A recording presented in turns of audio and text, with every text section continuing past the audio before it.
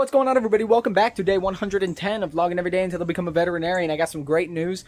Super exciting day. I had a lot of fun today at the bat clinic. So today I got my first day in insect ward, which is more like the clinic ward. So I was getting to touch and play with all of the insect bats, which was amazing because they are so tiny, so cute.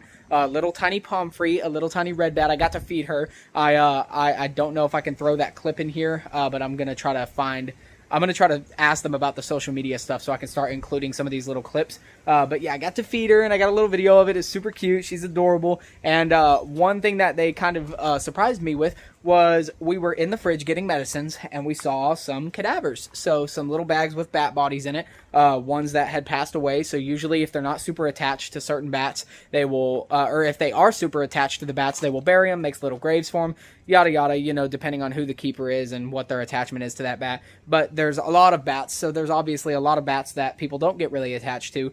Those become like educational bats, so they get either frozen, sent off to places for research, or they get kept there and become little cadavers, so everybody can kind of research and learn about them and stuff. And they're used for all kinds of like educational stuff. So they were like, I was like, why are these cadavers in the fridge? And they're like, oh, tomorrow you and this other girl that works there, I don't want to say any names, are going to be doing mock surgeries on them, so you can learn kind of everything that we do for like amputations, and then when you have to like cut the vaginal canal on both sides to help a breached baby get out, because there are some things that they have to do there at the clinic in emergency cases. And so they have a veterinarian that comes out there, but he's also not able to be out there to care for 700 bats all the time. So that's something that comes with being like the only accredited bat sanctuary in the US, is you get to be able to do some very, very minor surgeries in emergency case basis under the supervision or under the consultation of a veterinarian. And yeah, you get to save those bats' lives. So several people there have told me that they've had times where they've had to do things within their limits to save the bat's life. And I didn't even know that was a thing. Like, I didn't know that they could really do anything other than like give shots and stuff. But since they are a sanctuary and they are accredited, there are some things that they are allowed to do that I was not aware of. So learned a lot about that today. I don't really know the whole basis of what they're allowed to do and what they're not allowed to do, but I'm going to be learning. So I'm excited to go tomorrow and do a bunch of mock surgeries on some fruit bats, as well as some, I think they have some cadavers of some native bats. And so they're all dead. So there's not going to be any torturing of animals or anything going on. But yeah, so I'm really excited for that. I got my new shirt in the mail today. It says, I have rabies, and it has a bat. And it's going to be a funny joke, because if you don't know, most bats literally do not have rabies. Bats are such infrequent carriers of rabies. It is an entirely construed misconception in the media. Like, you are more likely to be bitten by a rabid dog, and more people in the US get bitten by rabid dogs than bats by hundreds. I mean, it's insane. And they're actually some of the cleanest creatures. Literally, if a bat gets injured and cannot clean itself, they just die.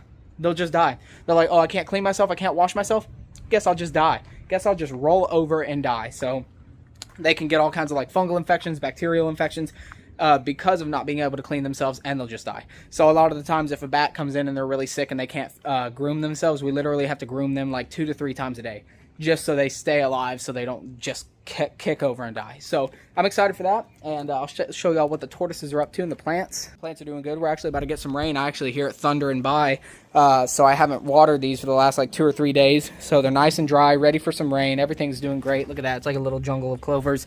I can't even let Bar or Penelope touch that because that'll be gone in 10 seconds. But I went and picked them all some greens. So Bar has his little pile of greens over there. Looks like he's already picked off all his dandelions. And Penelope is over there with her pile of greens, and she looks like she has already eaten all of her dandelions. And I don't know why she's not eating anymore.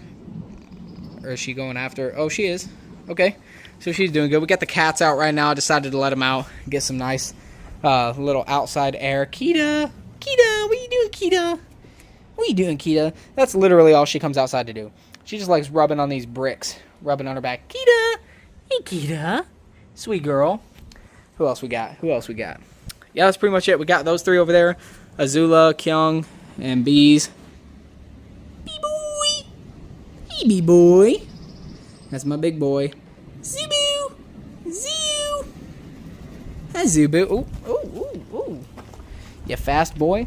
But yeah, anyhow, guys, Miley is at her first official day. I know I've said that several times, but she had 2 training days. Today was her first day in the actual medical ward as a phlebotomist. She told me that she already drew blood off of a couple patients, so she's loving it. She's finally in the phlebotomy field after like 2 years, and they're starting her off at so many hours, it's not even funny. So they have her coming back for like the next 3 days. She's supposed to be a PRN phlebotomist, which means that she's like an on-call. But the lady was like, is it okay if we start you at 40 hours? And Miley's like, yeah, I guess so. So I'm excited because that's, you know, obviously more money in our pocket, more experience for her. But now we're both back to working full-time and doing all our fun stuff. I also contacted the zoo near me to see if I could assist on any research programs. So I'm waiting to hear back on that because they do have like research programs for school students and stuff so that we can get some research hours. So I'm trying to get the research hours through that. And yeah, it's just a pretty good day, guys. It's a pretty good day. All right, everybody, I forgot to go ahead and end this vlog off, so we're just going to end off by saying good night to Yon boys. He's munching on his little freeze-dried venison, turkey, lamb, his big ol' his mix.